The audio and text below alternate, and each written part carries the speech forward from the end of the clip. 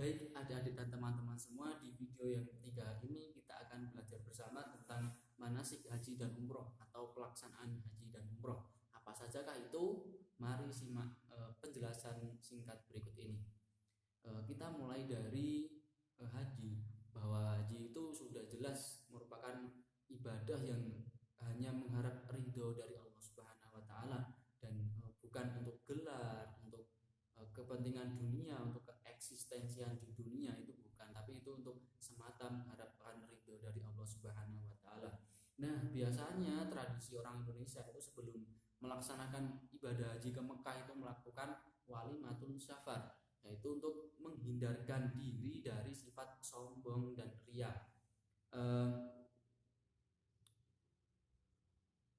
Biasanya kalau dari Indonesia itu berangkatnya dari bandara embarkasi. Dari sana langsung diterbangkan ke Mekah. Untuk gelombang pertama itu biasanya mendarat di bandara Amir Muhammad bin Abdul Aziz, itu di Madinah. Terus biasanya kalau gelombang 2 itu di bandara King Abdul Aziz. Nah, selama perjalanan ke tanah suci itu jamaah disunahkan untuk memperbanyak zikir kepada Allah Subhanahu wa taala. Jadi dapat dibayangkan betapa tenangnya, tentramnya hati dan pikiran ketika, dan senangnya ketika menuju ke sana. Semoga kita kula lan panjenengan sedaya termasuk tiang-tiang ingkang ditakdir kalian Allah saged sowan tindak ziarah Mekah Madinah. Nah, untuk yang selanjutnya adalah kita masuk pada tata cara pelaksanaan haji. Untuk ibadah haji sendiri itu dilaksanakan pada tanggal 8 sampai dengan 13 Dzulhijjah. Yang pertama itu diawali dari ihram, di mana jamaah terlebih dahulu disunahkan untuk bersuci seperti mandi wajib, wudhu, dan mandi besar atau mandi janabah. Terus yang selanjutnya itu memakai pakaian ihram. Untuk laki-laki itu hanya 2 lapis. Yang pertama itu dibuat seperti sarung tanpa memakai pakaian dalam. Terus yang kedua itu digunakan untuk menutup badan yang bagian atas. Terus setelah itu jamaah disunahkan untuk membaca niat. Untuk niat haji itu bisa dengan lafaz labbaik Allahumma hajjan. Kalau umroh itu bisa diganti yang lafal hajjan itu dengan umrotan. Jadi begitu. Terus yang jamaah haji dari Indonesia yang pertama gelombang 1 itu masuk di Mikot Bir Ali. Terus yang kedua atau gelombang kedua itu masuk di Mikot Yam Lam Lam. Nah, setelah ikhram itu dilaksanakan, jamaah itu disunahkan untuk memotong kuku, memotong rambut, kumis, bulu, terus memperbanyak bacaan sholawat, memperbanyak istighfar, memperbanyak bacaan talbiyah. Untuk selanjutnya jamaah itu menuju ke Arafah untuk wukuf di sana di Jabal Arafah. Untuk wukuf sendiri itu dilaksanakan pada tanggal 9 Dzulhijjah, yaitu di mana dimulai dari matahari tergelincir, kira-kira ya sudah tidak terlalu terik, sampai dengan malam, sampai matahari terbenam. Terus setelah itu jamaah kemudian menuju ke Musdalifah. Nah, tadi sebelum melakukan wukuf di Jabal Arafah, jamaah terlebih dahulu dianjurkan untuk menjamak qashar takdim sholat zuhur dan asar, karena waktu pelaksanaan tadi kan dari matahari tergelincir sampai dengan matahari terbenam. Kemudian setelah melaksanakan wukuf tadi, jamaah langsung menuju ke Musdalifah untuk bermalam di sana. Dan sampai di sana jamaah dianjurkan untuk menjamak qashar takhir sholat maghrib dan isya. Selama di Musdalifah, jamaah itu dianjurkan untuk memperbanyak ibadah sunnah. Kemudian jamaah itu dianjurkan untuk mencari kerikil minimal 7 dan paling banyak itu 70 untuk digunakan di tanggal 10 Zulhijjahnya melempar jumroh di Mina. Nah, yang pada tanggal 10 Zulhijjah itu jamaah menuju ke Aqobah untuk melempar jumroh ke tugu Aqobah, yaitu sebagai simbol untuk mengusir setan. Paling minim tadi dilempar menggunakan 7 kerikil dan paling banyak itu 70 kerikil. Setelah itu jamaah diarahkan untuk membayar dam atau denda, yaitu bagi haji tamattu dan haji qiron. Haji tamattu itu di mana pelaksanaan haji itu dilaksanakan umroh dahulu baru haji, sedangkan haji qiron itu melaksanakan umroh dan haji secara bersama-sama. Itu membaca. Kemudian yang selanjutnya adalah tahallul, yaitu memotong rambut. Boleh dipotong secara keseluruhan atau boleh dipotong untuk sebagian, yaitu tadi setelah melaksanakan serangkaian ihram, wukuf dan lempar jumroh di Aqobah. Baik, untuk yang selanjutnya adalah tawaf.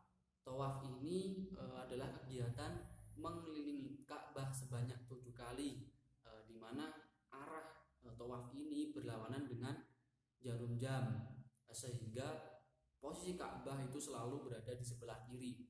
Kemudian tawaf ini dimulai dari sisi yang sejajar dengan Hajar Aswad dan mengelilinginya itu sebanyak 7 kali. Adapun beberapa larangan saat dilakukannya tawaf, yaitu dilarang menyentuh Ka'bah dan Hijr Ismail. Jadi itu adalah dilarang. Terus tawaf itu mesti dilaksanakan di dalam Masjidil Haram, dilakukan niat di sana juga. Terus disunahkan jamaah laki-laki itu untuk membuka pundak sebelah kanan. Jadi kain ihramnya itu diselempangkan dan pundak kanan itu dibuka, lalu kainnya dilewatkan di bawah ketiak.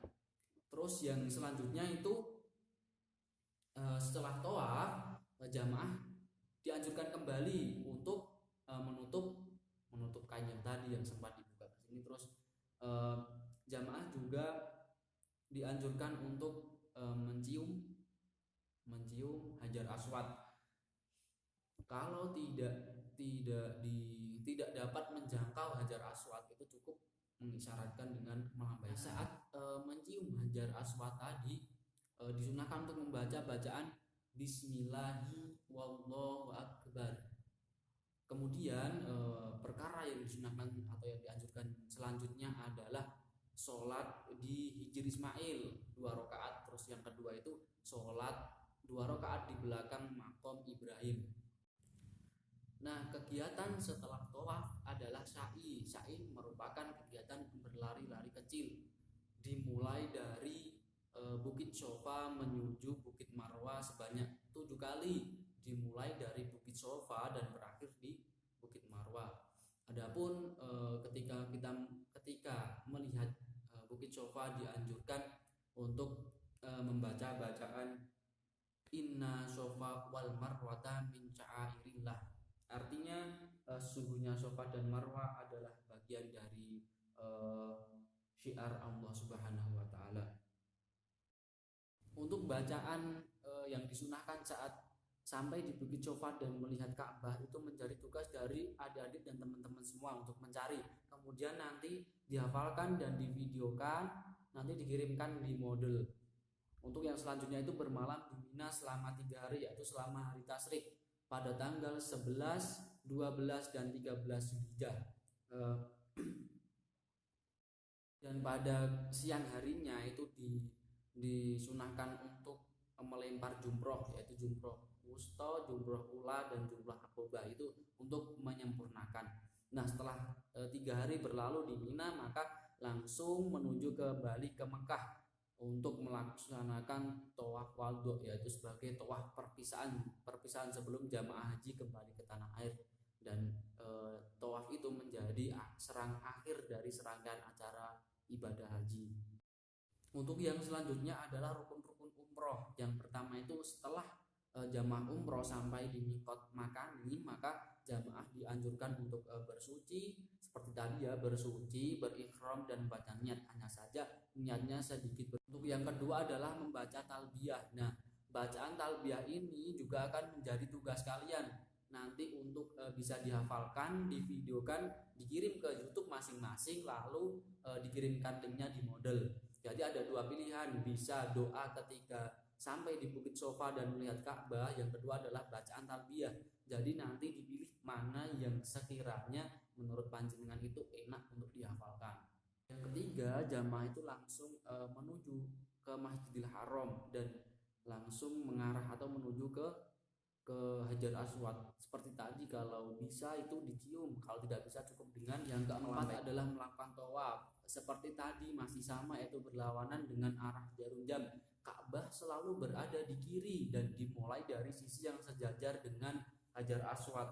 Terus melaksanakan 2 sholat sunnah di belakang makam Nabi Ibrahim, makam Ibrahim, atau di tempat lain yang masih di sekitar Masjidil Haram. Selanjutnya itu sa'i seperti yang tadi, yaitu dari Sofa ke Marwah sebanyak 7 kali, dimulai dari Sofa dan berakhir di Marwah itu sebanyak 7 kali. Terus setelah itu tahalul, yaitu mencukur rambut seluruhnya atau sebagian. Terus yang rukun yang terakhir itu adalah tertib. Jadi kalau ibadah umroh itu lebih singkat waktunya ketimbang ibadah haji. Demikian materi yang dapat saya sampaikan, semoga bermanfaat, dipelajari dengan ketulusan dan kesenangan hati.